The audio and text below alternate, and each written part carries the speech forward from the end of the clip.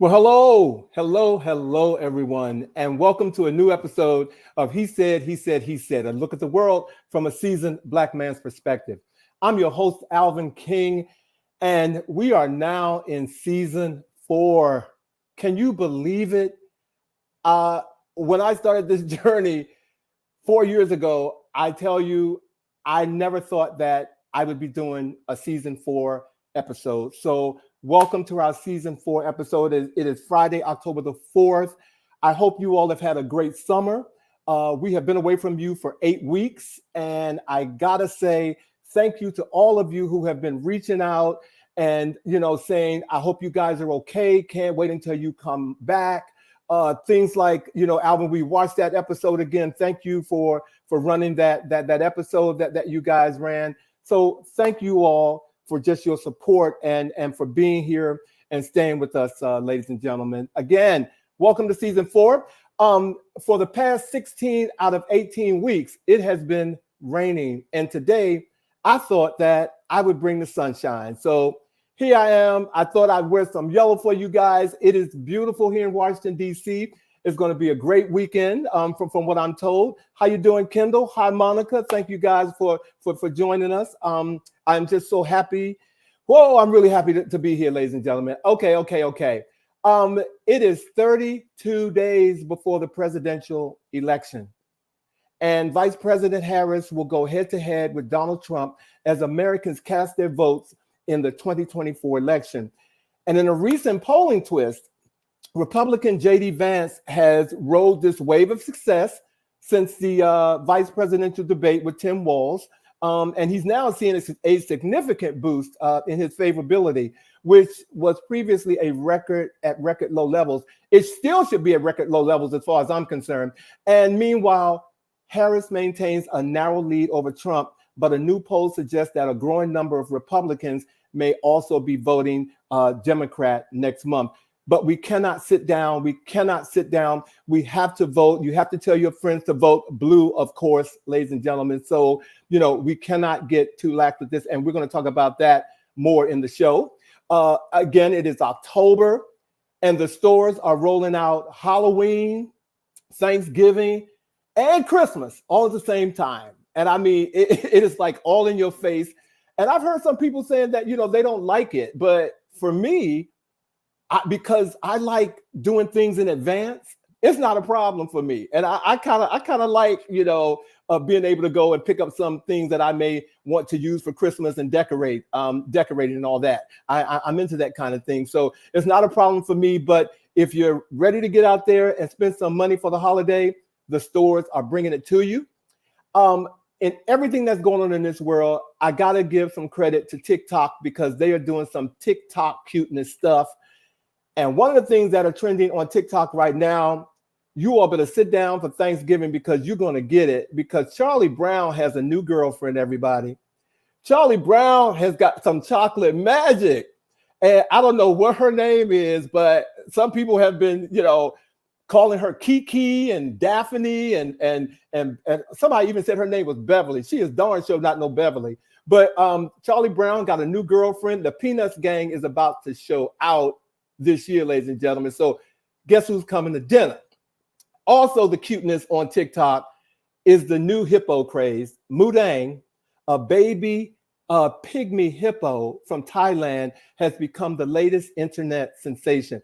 Personally, I don't get this because this spongy little thing, to me, it just looks nasty. I don't know what it is about it, but this hippo is like driving people crazy. It's on cups and T-shirts and all that kind of stuff. But, again, I'm giving TikTok credit for bringing a little bit of joy to us right now. And last but not least, on TikTok, they're hanging with the animals. And I cannot forget about Pesto, the penguin in Australia. Pesto was just born. And Pesto is the heaviest. I don't want to, say anything incorrect. This is the heaviest penguin born to date. This penguin is bigger than his parents at birth. And it is now a viral superstar, ladies and gentlemen. So I'm telling you, TikTok. Now, this I like. I'm all over, Pesto. I like Pesto and I like penguins, and I think Pesto is cute. But I'm telling you, TikTok, thank you for bringing some of this animal cuteness to us. Tomorrow is World Teachers Day. So for all you educators out there, if it doesn't happen this weekend, hopefully when you walk into your office or your classroom on Monday, some love will be all over it because it is World Teachers Day.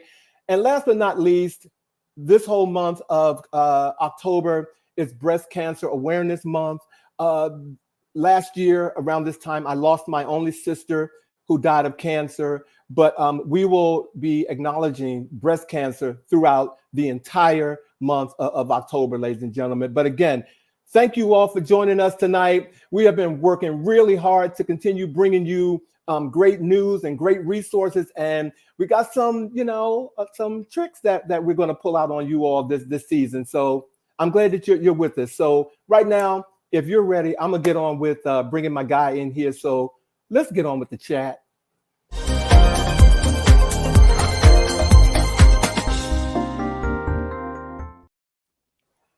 Hey, Bobby. Hey, Alvin. I want to say merci. I want to say, let me see. How do you say hello in Spanish? Hola. Hola. Okay, hola. Mm-hmm. This is how my summer's been. Okay. I see that you're looking very mindful, very demure. I am looking very. I am. I decided to let my beard grow out. I decided to sit back and, drop a couple of pounds, Come on now. And do that thing. So life is working well. But how was your summer, my friend? My summer, all in all, was good. I apologize first and foremost to everyone. I've got a little bit of a scratchy throat going, so I'm going to be drinking water throughout the show and so forth. I think it's allergy related because I feel fine, but there's something going on with my throat. But the summer was great. It flew by, but it was a good summer. Feel very blessed. Well, I'm glad to see you, my friend. I missed you 8 weeks. How you doing, Dwayne Pureheart? Thank you for joining us from Chicago, my friend. Thank you for, appreciate you being here. Yeah, 8 weeks, man. It's just like I couldn't believe it. But it was a good break. It was a good break, and I never stopped working. So I sat down with you sometimes, and we have some great ideas for our viewers, and I just want to thank them for sticking with us for another season. Okay, Absolutely. Thank you, Absolutely. Thank you so much. Appreciate everybody being there. Yep. I also wanted to ask you, Bobby, what do you think of our new, our new reel? We got a new intro. We got love it. I was going to say, are we going to get a chance to talk about it? Got a little sexy vibe going with our theme song going. Change it up. Hey, Alma. Alma, thank you for joining us tonight. Wait a minute. What did Alma say? Did she say season 3? Is that was that? No, I think that's like a heart. Oh, she said it's like a heart. Is that a heart? Yeah, it's sometimes when you put a heart in the phone, it will sometimes do that. That's a heart. Alma, I just want you to know that emoji didn't come through. So take a picture and send me one of these of you, Alma. That's a heart. Okay, that's a heart. But great to see you, my sister. Thank you. Yeah, we got some new pics. We got a new little sexy twist on the say a heart. Sending my love. There she is. Thank you. Thank you. But some new pics and a new little sexy twist to the theme song. Loving it. It was a good season, and I got to get this in. We lost a vital piece of our team last season, but I have to say, with all of our coming together and how we worked and the synergy and the connection that we had in season 3, it has helped us to slide right into season 4, Bobby. So great to see you, my friend. It's good to see you always, my brother. But unfortunately, around the world, there's some things that are happening, and right now, this what do you call it? Helene. Yes, Helene has devastated. The world. I mean, it's just crazy. At least 250 people have died, and hundreds are still unaccounted for in this destruction. Yep.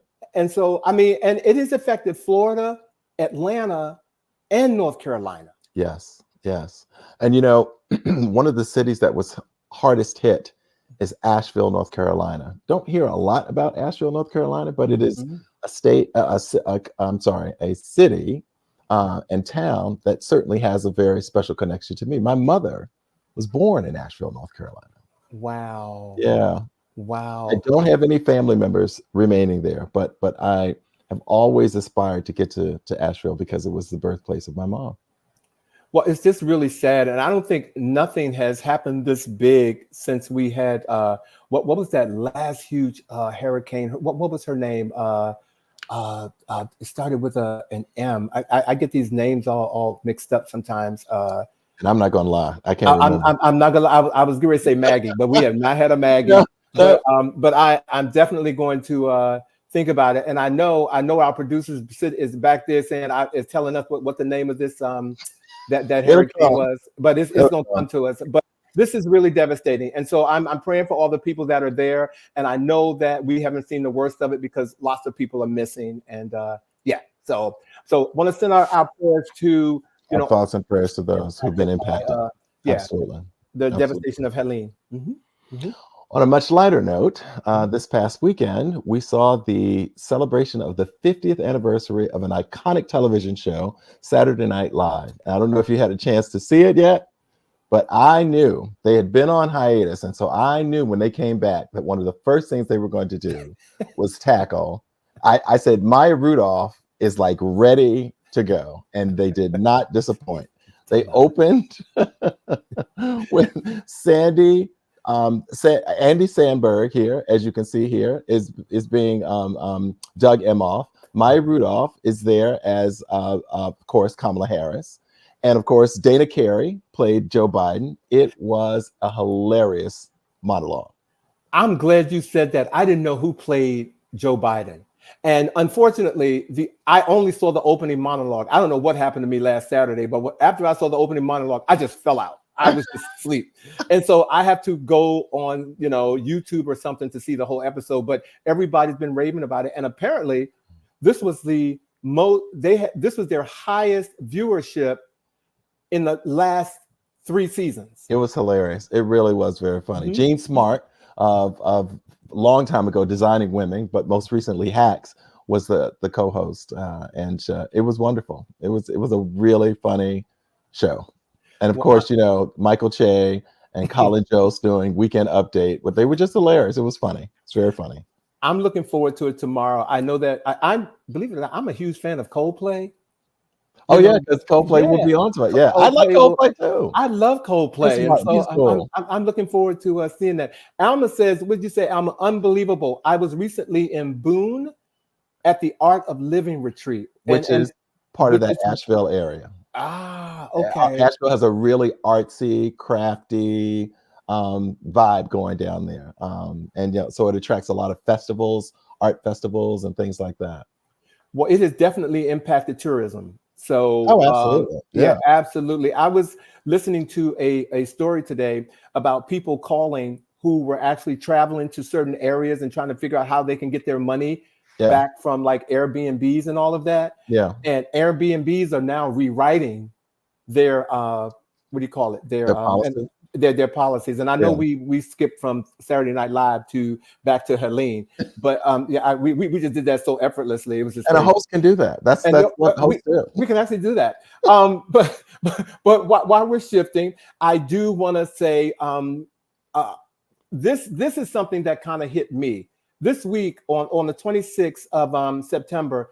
Hoda Kotb on the Today Show announced that she was leaving after 17 years of being on the show. I met Hoda Kotb only one time because her mother used to work at the Library of Congress. And Hoda Kotb was coming down the hallway one day. And I don't know how some people look when they got a light around their head or something. They just glow because of the beauty. And did Hoda have a glow? Hoda had a glow. And she was so nice, and she's tall and just so, elegant. And she was very embracing. And so I remember that moment of meeting her. But watching her talk about her departure on NBC, yes, it hit because when she's 60 years old now. And she was like, you know what? I'm at a point in my life where I can actually stop doing what I'm doing and decide to do something else. Yeah.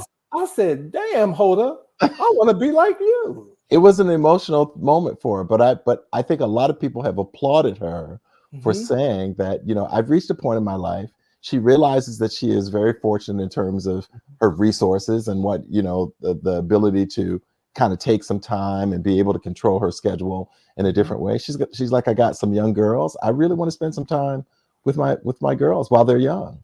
Yeah. I thought that was I don't know. So that hit. It was I'm glad she made that decision and she Yeah. didn't tell anybody. She just said, you know what? I'm going to do this and I'm going to do it now. Mm-hmm. And I'm not going to, hold a conference call and let y'all know that I'm going to do it. And so I just love the way she did it. But the best to hold her, she's not leaving NBC from what I hear. She's just No. after her last day, she's going to be somewhere. I don't know what Hoda's going to be doing, but she's going to be there because I'm like, girl, I wouldn't be getting up in the morning coming down there if And I I were think you. that's what it is. I think she'll be doing some specials and she'll Yeah, host, special events and things yeah, like that. So she'll be more of a special correspondent, I think, as yeah, opposed to being a host. So yeah. Okay, yeah. yeah. I wanted to give you some energy about that, Bobby, because we are of that 60 age, and sometimes we just get fed up, and like Well, unfortunately, I don't have Hoda's bank account, so I may wake up feeling that way. But guess what? Bobby's gonna have to suck it up and go to work. and go to work. Bobby's I hear you. renovating a house right now. I'm like, I don't have a choice. I hear you, but kudos to you. No, I mean, Hoda, just keep doing what you're doing. Thank you. Thank you absolutely, so much. absolutely. And speaking of life choices and living a life full, we want to take a moment to honor a milestone birthday. Former President Jimmy Carter just turned 100 years old this week. He is the oldest living president in the history of the United States. And what I want to say is that there was an all-star tribute honoring his life at Atlanta's Fox Theater recently. And I think they recorded a show that will actually air so that we can see this extraordinary celebration. Former President Carter celebrated his 100th birthday with his family in the backyard, looking at an over air show, over like an air show that they had fly over to celebrate his 100th birthday. Wow. He was not able to actually attend the concert that was held at the Fox Theater, but there were so many tributes that were part of that celebration, including tributes from President Clinton, President Bush, President Obama, President Biden. There was one person who didn't include a tribute, and I'm going to let you figure out of all those presidents that I named, there was one whose name should ring a bell. Were they there? No. Oh, okay. No. Oh, okay. No, none of them were actually there. They submitted tributes to share in celebration of this milestone birthday. And there was one living president who was not a part of that celebration. Wow. And it should come as no surprise to you. Were they actually a president? Well, that's what I'm going to do is Are they orange? I'm going to keep this energy positive, because what I want to say is that, I am pleased that we are able to find some space tonight to honor a president who literally has lived a life full of service, who really has lived the ideals that you would like a president to fulfill. Yeah. Jimmy Carter, in his 90s, was building homes with Habitat for Humanity. In his 90s. He is just, I think, the epitome of a man who has committed his lifelong service to the citizens of this country. And so happy birthday. Just want to say happy birthday, President. Happy birthday. Happy birthday, Jimmy Carter. And I know what you're sticking around for, because you said it, and I need Jimmy Carter. I'm with you. Okay. He did. You know what it is. He said he wanted to live long enough. That's right. So thank you, Bobby, for that tribute to Jimmy Carter. And as we all know, as we speak Jimmy Carter's name, we have to keep our eyes on something else right now, also in this whole political arena, and that is We are about to, again, 32 days Yes. from the biggest election of our lives, ladies and gentlemen. Yep. And it's important. It's important. We want to talk about the vote. As you said, 32 days out in terms of the election on Tuesday, November 5th. And so much is going on in these last days. Obviously, we've had the presidential debate, we had the vice presidential debate. There are endless commercials, texts, messages, all of that's bombarding us right now. The campaigning is still going on. You know, Harris and Cheney were just recently campaigning in Michigan. Harris and Obama will be campaigning next week. The former president, whose name I often do not say, will be doing some campaigning with Elon Musk. There's a lot of stuff going on. But what I wanted to just take a moment to really remind us is that in addition to the presidential debate, first of all, there are many elections going on. There's state level, there's gubernatorial, there's Senate, congressional elections going on. What I want us to be able to really hammer home to our listeners, our viewers, is the importance of exercising the most sacred aspect of a democracy, and that is the vote. That we have to be mindful of making sure that we are accurately registered so that we don't have any issues when we show up at the ballot or however you choose to vote. There are all kinds of ways. There's early voting that's going on right now. There's mail-in voting opportunities. So however you choose to vote, the way that is most appropriate for you, you want to make sure that all of your information is accurate and it doesn't prevent you from committing and participating again in the most sacred act of democracy, and that is casting your vote. As Michelle Obama and many others have said, do it. Just do it. Exactly. Take action. Just do it. It's not something that anyone needs to overthink. No. It is, as you said, Bobby, it is very important that we do that. And I know you mentioned JD Vance and Tim Walz, and I want to go back to this week on Tuesday for the vice presidential debate, because many of us were expecting like this bruising knockout match that these when these two Midwestern men got on stage, but they had a Midwestern bromance instead, as far as I'm concerned. I mean, I thought that, I'm going to be honest. I thought JD Vance was, he's a great speaker, very eloquent, just his presentation was a lot better than, Tim Walz. Tim Walz got off to a shaky start, but you know what? For me, I thought that Tim Walz getting off to a shaky start, it was the human side of him. It didn't say that he was unprofessional. It didn't say that that he wasn't prepared. I didn't get that. I got that he's human.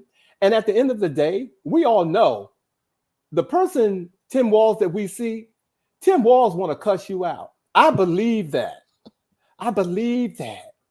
But he couldn't do that. And so, and I was glad that it wasn't like this big knockout battle of a debate, because I'm tired of seeing those. You know what I'm saying? Kamala Harris brought it up to a level, debating that person on September 10th that we hadn't seen in a long time. And I was just happy that this debate went the way it did. And I think Tim Walz did a good job. I think he did a good job considering. I agree with you. I think it was a bit too much of a bromance for me, in the sense that I feel that this election is so important to distinguish the impact of your vote. Like I think it was in some ways not as effective of an opportunity to really say to the voting public, if you vote this way, this is what you're going to get. And if you vote this way, a couple of times too many for me did I hear, well, I don't think we're really that far off in terms of what, and I'm like, no, we're pretty different at this point. And while I agree with you, I think that JD Vance is eloquent in the way that he debates. What was most concerning to me is the number of lies that he was telling in his eloquence. Correct. For him to sit there and say, like, that there was a peaceful transfer of power was like, did you not see what we saw on January 6th? Well, it was also what he didn't say. He didn't say that Donald Trump lost the election. I was going to say, and he did not. He did not. So either way, he's a liar, and I wouldn't trust him. I gave him that kudo about him speaking eloquently, but I agree with you. He's a liar, and I think he's a snake, and I don't think he can be trusted. And I want to welcome Glenn Baker on here tonight. Glenn, your words couldn't be more true. Exactly. Vote like people died for it because they did. Absolutely. Absolutely. And in fact, the thing that you and I were saying, making a reference to earlier, is that one of the things that Jimmy Carter says he is actually holding on to do is to cast his vote for Kamala Harris. Yeah, I'm sending prayers to Jimmy Carter. I'm not trying to be selfish. Hold on, Jimmy. Hold on, Jimmy. Hold on. But so, yeah, I'm sorry. Go ahead, Bobby. I'm sorry. I was gonna say, somebody said we need to put some bubble wrap around a couple of other people because we've been losing some folks. They were like, okay, is that anybody checked in on Jennifer Lewis and so forth? They're like, okay, put some bubble wrap around her. Yeah, we have been losing some folk, and hopefully we get a chance to talk about something about an actor that we lost recently. But we're going to move on. I'm glad that the debates are over. Yes. And now again, get down to voting. We're going to push that all night. Vote. Absolutely. Vote. And politics around the country right now are just kind of crazy because I'm sure you heard about Eric Adams, New York City mayor. You first made me spit this drink out of my mouth. He is the first sitting New York mayor to ever be indicted, and he's charged with accepting illegal foreign contributions and engaging in wire fraud and bribery. And here on our slide here, we've got conspiracy to commit wire fraud, federal program bribery, and receiving campaign contributions. He's been accused of receiving discounted and free air travel, etc., from the Turkish government for political favors. Mm-hmm. The New York Times Post says that 69% of those who participated in their survey say that Adams should resign. Now, Governor Kathy Hochul does have the power to remove Adams, but she has not begun that process. And Adams has made it very clear he has no intentions of stepping down. In fact, he's been meeting with a variety of groups throughout the city to gain support, including churches, the Black clergy. He's been meeting with some work groups and so forth, neighborhood community activists and so forth, to really kind of gain his support. So he's getting mixed reviews in terms of gaining that support. But he's saying that he has no desire to step down. His term actually goes until the end of next year. So what are your thoughts on this situation with New York City's indicted governor? I mean, yes, a mayor. I'm sorry, not governor. He's the mayor.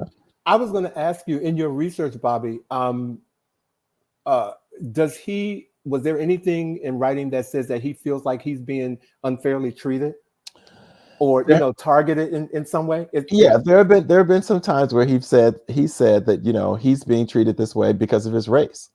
In times he is actually, and some people have said, well, what did that have to do with you accepting things illegally?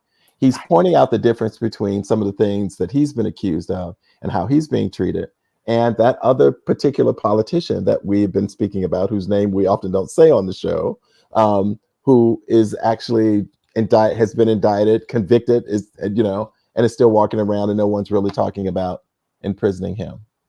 And a lot of people around the mayor also have either started to resign, step down. So there's something going on around that circle, his inner circle. I don't know a lot about Eric Adams, honestly. I don't know a lot about him, but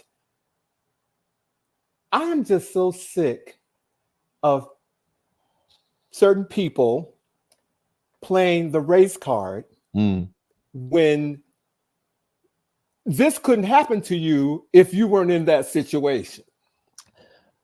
And I'm just going to be that's just where I am with life in general. everybody wants to say, oh, they're blaming me. We have this councilman, Trayon White here in DC, young dude, just got caught on bribery. He's saying that he's innocent, but he's on tape, making what do you call it? Illegal deals.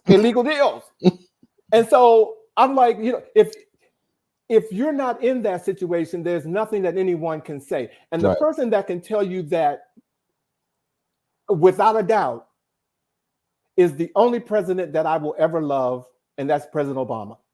His slate is so clean, they couldn't catch him on anything. And they tried.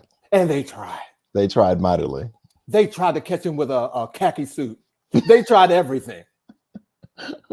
And it just, water off the duck's back. So nothing I'm just stuck. saying, nothing stuck. So that's why I don't, as far as Eric Adams, I wish him well. But, a lot of times you're in that position. If you're getting, this is happening to him because he put himself in that position. And that has been the position of many people who, when they've asked, okay, do you think that he is indeed being targeted? Right. That people have said, well, it's kind of hard to think that the reason he's where he is that he's targeted when they're pulling up evidence of the things he's been accused of. Yeah. Well, all right, Eric. Look, I wish you well, but Eric, I wish you well, Eric. In your New York voice, Eric. Okay, Eric. I hope I wish you well, but right now, I just have to talk about something that I know is on lots of people's minds right now, and that's this new. What's in the news right now? It's a win for Joe Biden. A federal judge rules Biden-Harris administration can move forward with student loan forgiveness.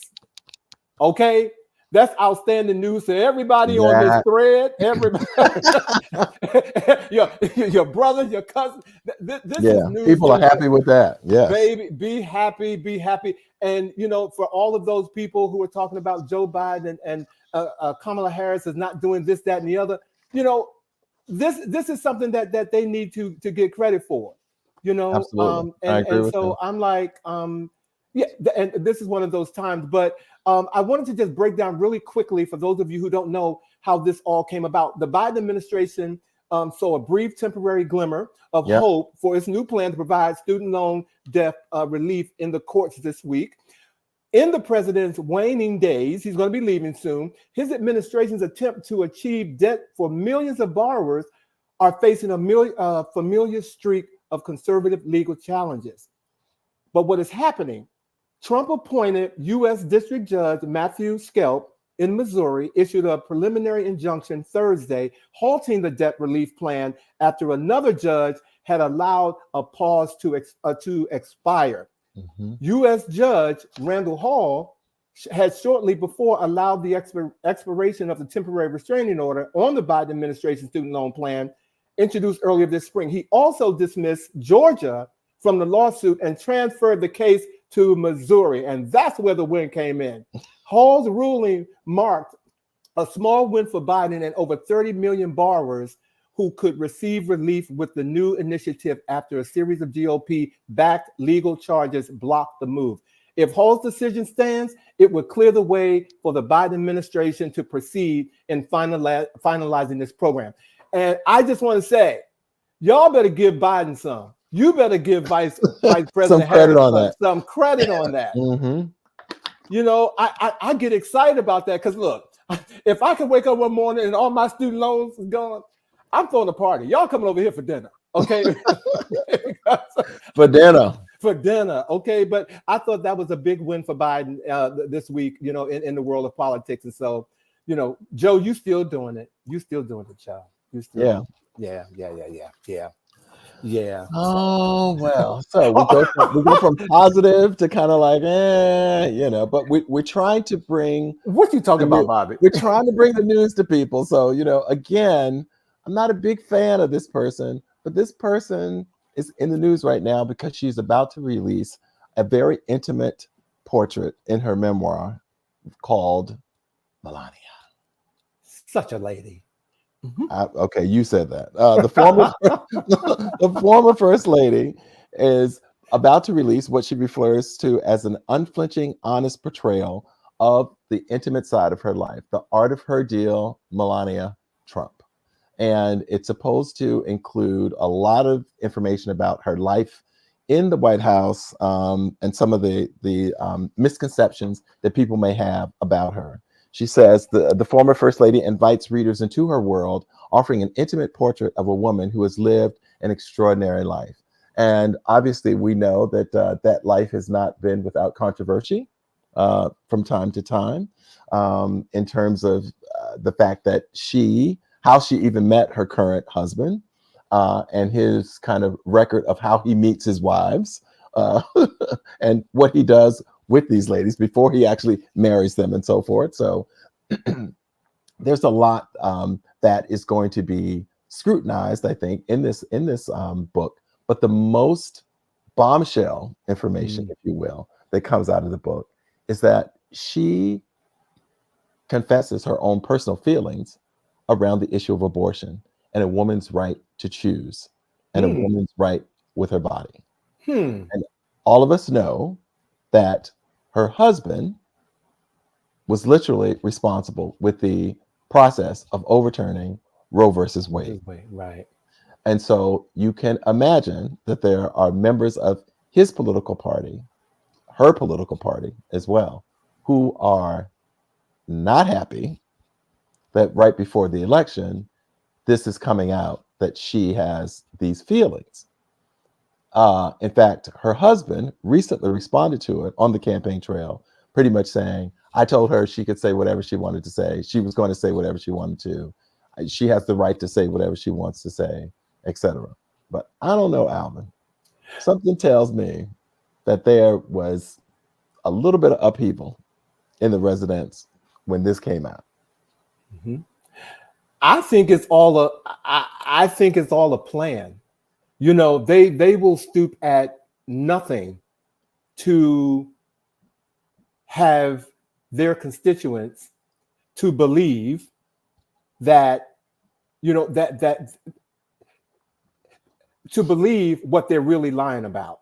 I'm going to say, you know, I was trying to figure out a way to say that. Do I believe that An Melania fact, I think, is the term. Alternative fact. Do I believe that Melania feels that way? I can't say that I do. But then you have to ask yourself, why would she say it? Why would she actually say that if she doesn't feel that way? And I don't put anything beyond them in terms of twisting something. Something else is going to come out of that. We got 32 days. Well, the thing is, one could argue that it could be enough for some swing voters or some people who might have changed their vote because of the fact that the other candidate is very much pro-choice. Right. That they could somehow kind of justify staying with the vote because they're like saying, but his wife will make a difference because she feels different and she'll have an impact on it. Right. So it is very sad to have to think that way in America. But when it came out, I thought the same thing, because again, you and I both know the importance of timing and strategy. Right. And everything is a matter of strategy in these next 30 some odd days. Right. And so the timing of her coming out with, because if she's felt that way, how is this she's never said anything when all of this? Why she didn't say anything when Roe versus Wade was overturned? Well, Alma seems to have an opinion on that. Alma says, I don't think she has a thought about anything. Alma, tell us how you really feel. But she can certainly provide her bank account info to deposit that check. You know, you are absolutely correct. She raises a good point. But there is some skepticism on the part of these two co-hosts tonight as to whether or not that's the full truth that she feels that way. But it's part of the book. A book that I will not be purchasing. I will not be purchasing it. And I can't say that he will tell her to, you know, go sleep in your own room, because I'm sure she's not in any of the rooms in his house anyway. But you know what I'm saying? But I just know, I mean, she hasn't been on the campaign trail but once. She was at the convention. That's it. She showed up once at the convention and just sat there. Mm-hmm. And so I mean, it's not like she's committed to anything. So again, they have something that's going on in the background. But what Alvin said she thought she could steal Michelle Obama's speech and get away with it. Exactly. So it's like, and again, when people present you with mistruths, I'm not just gonna say just flat out lies, but when they present you with that, it calls into question anything that they say. Like why should you believe them? Right. Right. Well, speaking of why should you believe him, is kind of moving me into this next question that I have for you, Bobby. And viewers, I need you all to weigh in on this one heavily. Weigh in. During this whole political circus that we're in right now, am I the only one that feels that the networks are not acknowledging how unhinged and how unstable Donald Trump's behavior is? And how come they're not reporting on it every time he does it? I mean, Joe Biden slipped up at that debate and they wouldn't let it go. It went, I mean, they talked about his lisp, to him being old, to him being frail, to him losing his mind, all of that. But none of these reporters or these news outlets are talking about how, how unpresidential Donald Trump is, how irrational his statements are, all the things that he posts on X. When he's doing a speech, he goes off topic and starts talking about stuff that has no relevance to anything. But they're not reporting on it. Bobby, why do you think that is? I think in some ways, and we're laughing, but it is so far from funny. It's not funny. But I think it's, I think he has normalized that kind of behavior. And from the very beginning, he has always been given a bit of a pass. When he said, when he was making fun of people with disabilities, people were like saying, oh, he didn't really mean it. When he talked about being able to grab women in their genitalia because they just let you do it. When you're famous, you can do it. And, and you remember his wife sat on a television interview and said, oh, it was just locker room talk. It's like he's always been given a pass around behavior that anyone else would have been called on. And I don't understand it.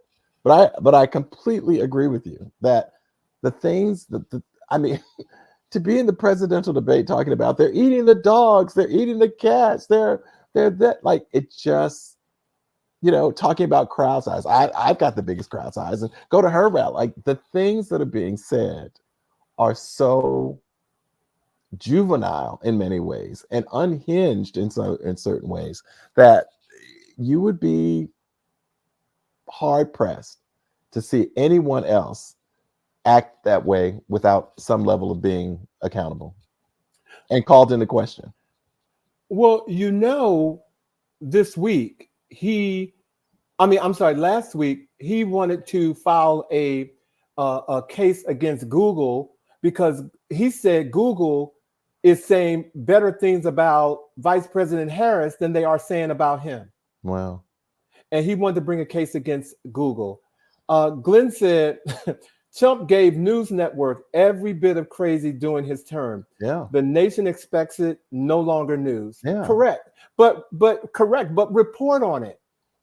At least report. I hear what you're saying. Yeah. If Joe Biden stumbles off a plane, it is on every newspaper, every headline. You know what I'm saying? But yet they don't talk about him. Alvin, this was a man who, if you remember, speaking of past really devastating and horrific weather, you remember he took the Sharpie and extended where the storm area was. You remember? I did. And you remember the National Weather Service had to put out a disclaimer. Do you remember? Yeah. They were like, if you live in this area, you are all right. It is not. It's because he wanted to make it seem bigger than, like, so he took the Sharpie. You remember? I remember. I don't know if this was before or after he told people to drink bleach to get rid of COVID. I don't know. I don't know, but I just think that the media is not doing their job by not reporting on how unhinged he is. And Chris Hunnigan, hey, my brother, thank you for joining us tonight. Chris said insanity is his brand and people eat it up. Unfortunately, remember, he polls high with an uncollege educated colonizers. Hmm. Hmm. Hmm. Hmm. Hmm. Chris. Thank you, Chris. Yes. Speak your truth, Chris. You, Chris, say how you really feel. Is what I'm saying tonight. That's why I love my viewers. You all just, and you all say it so eloquently. Thank you so much. But the reality of it is, just people across socioeconomic spectrums, still vote for him and still allow him to get a pass on behavior. You know, the way that he attacks journalists who ask questions that are valid questions about his behavior or activity or his associations, and how he immediately turns it around. Imagine Joe Biden standing at a podium going like, "What a nasty question you just asked," and you're like, "I should expect that from your network because you're nothing but fake news anyway." Imagine anybody else standing at a podium going back at a reporter like that. They were sliced. They was again. You say anybody, but they're very targeted on certain people. You know what I'm saying? The media, and I just hate that they do it. And I've heard other, reporters and other shows talk about it, but something needs to change. And I don't know if it's going to happen. Something needs to change, but I wanted to have a conversation about that because I know I can't be the only one who feel this way.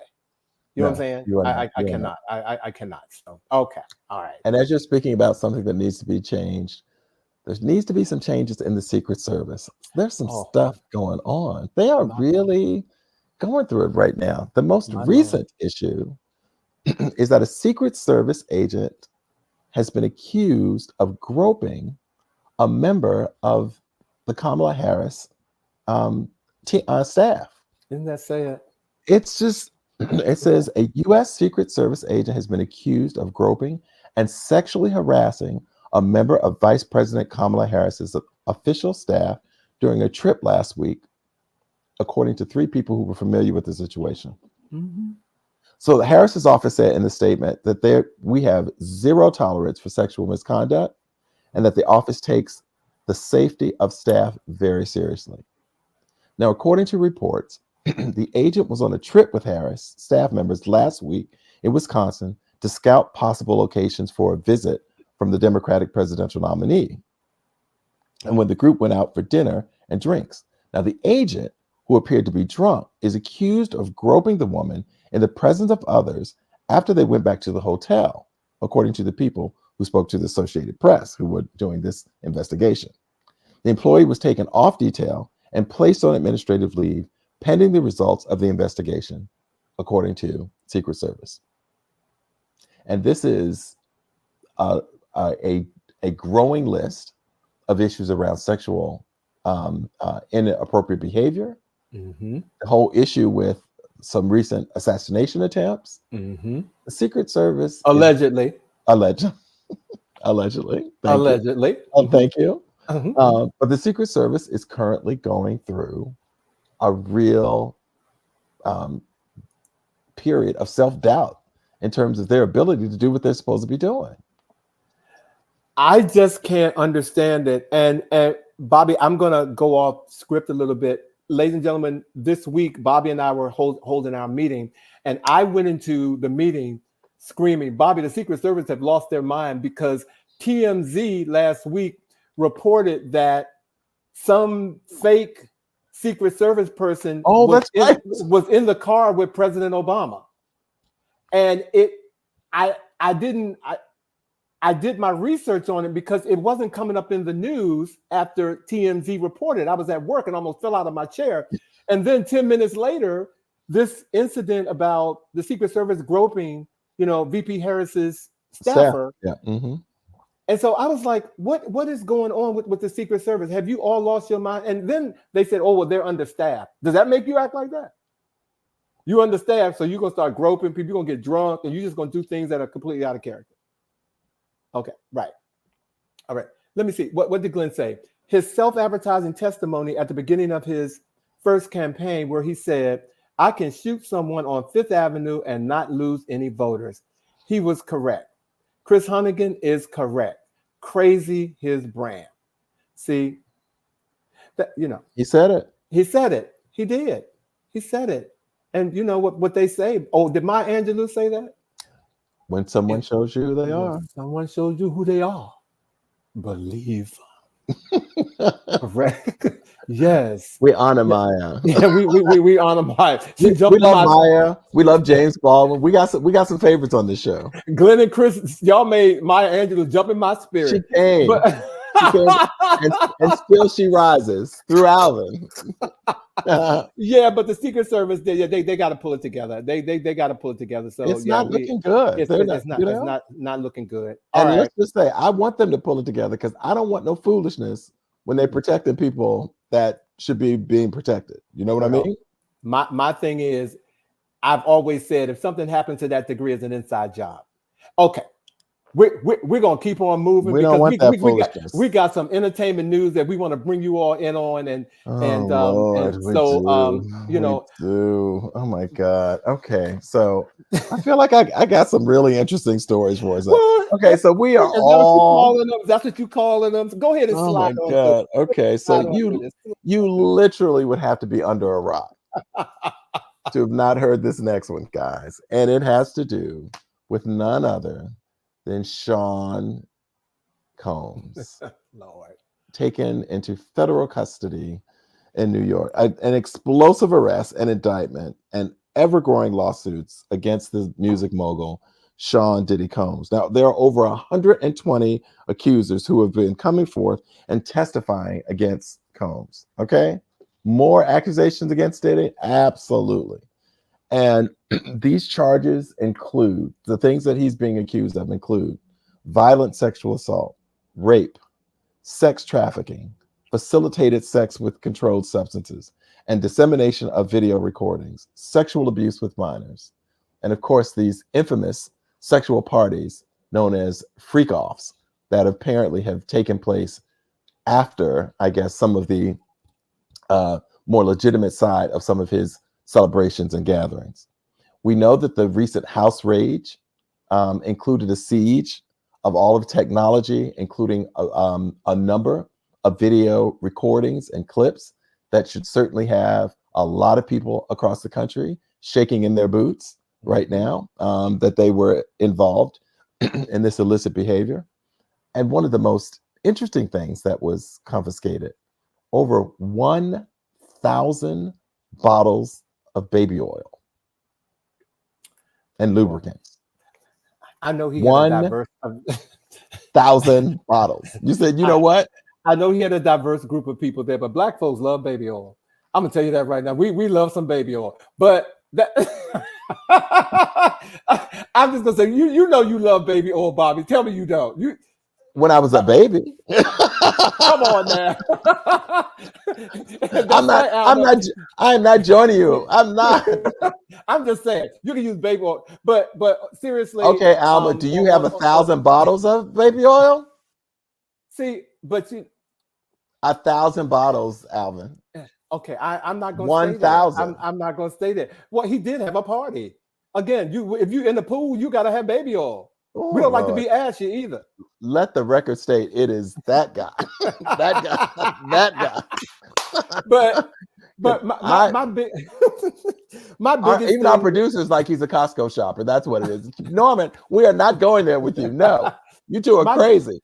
My biggest thing with this, because I know we got to get through this, is all the fallout that's going to happen. Because there's a lot of fallout. As we said earlier with Eric Adams, you cannot be in this mix if you weren't there, if you did not participate. Absolutely. Some people participated unwillingly, according to some folks. Yeah, but still. Did you see our new viewer, Carol Gardner? I did see Carol Gardner. Carol, hey, I'm so glad you're here. Carol said Costco doesn't have 1,000 bottles of baby oil on their shelves. Thank you, Carol. Thank you, Carol. So they took me out of the loop. See, they try to say that because I'm a Costco shopper. They know. They do my personal business out there, but I don't buy it that excessive. So it is excessive. She's like, they don't even have 1,000 bottles of baby oil on their shelves. I don't do that. It's excessive. But the other thing, before, and I know we're moving on, but the most recent bit of information also is that there's been a clip that's resurfaced also when Diddy was being interviewed with Justin Bieber, and I think someone had asked him about the infamous parties, and before Justin could even answer, Sean cautioned him to not share what he does with his big brother Puff when he's at these soirees and so forth.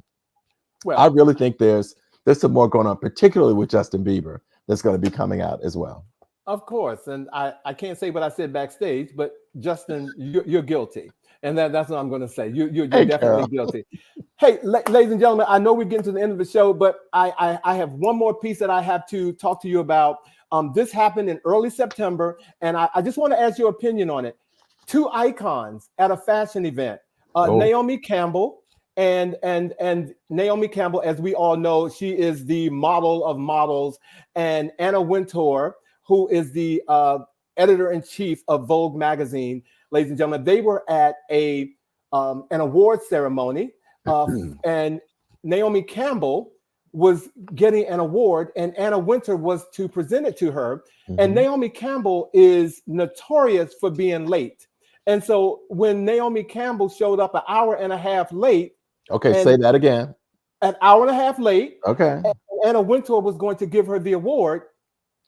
Anna Wintour made a crack, and Anna Wintour said, I'm a very punctual person, and I have the honor of presenting tonight to someone who's often late. Okay, but when Naomi Campbell showed up, Naomi Campbell threw some words in and said, it's so important that I'm here today. I'm honored to be here in Harlem. Everything's going to work out the way it's going to work out. It wasn't my choice to have the other lady, meaning meaning the other person who Anna Wintour, to do the award. She said, I'd much rather have the other person who they selected to do it in Anna's, because Anna had to leave. Here's my thing. Who was right? Was Naomi Campbell right? Or, for constantly showing up late and everybody giving her a pass, and then making a comment? Or was Anna Wintour wrong for making the comment with her being late? Alma says that being late is disrespecting the other person's time, period. And not just that person's time, Alma. I was like, this was a event, and she was receiving an award. Correct. And she wasn't 10, 15 minutes, maybe even 30 minutes late. Traffic, all those things. An hour and a half late. Well, it is. If we had more time, I would tell you how I really feel about that. But quickly, do you think one is more right than the other? I think Naomi Campbell, first of all, Naomi Campbell did give Anna Wintour her props because they worked together. They worked together. She helped, Naomi Campbell, build her career. But Naomi Campbell, first of all, being late is disrespectful. I agree with Alma. I don't care what it is. If you're going to be late, you call. Because when you're working on an event and you're producing something like this, you are disrespecting the writers, the lighting people, the doormen, the bartenders. You're the other people who paid their tickets to be there. You're disrespecting everybody. And just because she's been late for 30 years to an event, that is not acceptable. I agree. And so that is not acceptable on my part. So, ladies and gentlemen, Bobby and I, we have been newsy with y'all tonight. We have been newsy with you all tonight, and we're gonna say hi to Michi. Hey, Michi, how you doing? Hey, Michi. She said total disrespect. It's total disrespect, and I just can't buy into it. That's right, Kendall. And Kendall said Naomi should have arrived on time. Everybody. So look, ladies and gentlemen, this was our season opener. Let's get newsy. And as I told you, Bobby and I, we got some tricks and turns for you all this season. And we're gonna start next week. I was like, we've started the season. We just started. We're not going to season 5 yet. Next week, our favorite dating coach is back. Lamont White from BetterWayToMeet.com is back. And believe it or not, this is the whole year that Lamont was with us, Bobby. It is scary to believe. It is an exact year that he will be with us next week. You all need to tune in because he's spicy. He's going to tell you all something about the whole dating pool. Okay, so you need to check him out next week. And our words of the week given to me by Bobby, as always, is the reason facts don't change most people's opinions is because most people don't use facts to form their opinion. They use their opinion to form their facts. And thank you, Bobby. And that was a quote by Neil Strauss. So, Bobby, thank you, my brother. Here we are again, season 4. Season 4. Get out there and vote, people. Remember, register. We got to get ready to vote. I want to thank all of you for joining us tonight. Thank you for your comments. Thank you for participating. We love you. And we look forward to seeing you on the next episode of He Said. He said. He said. Okay. You all have a good week. Thanks for coming. Take care. See you guys next week.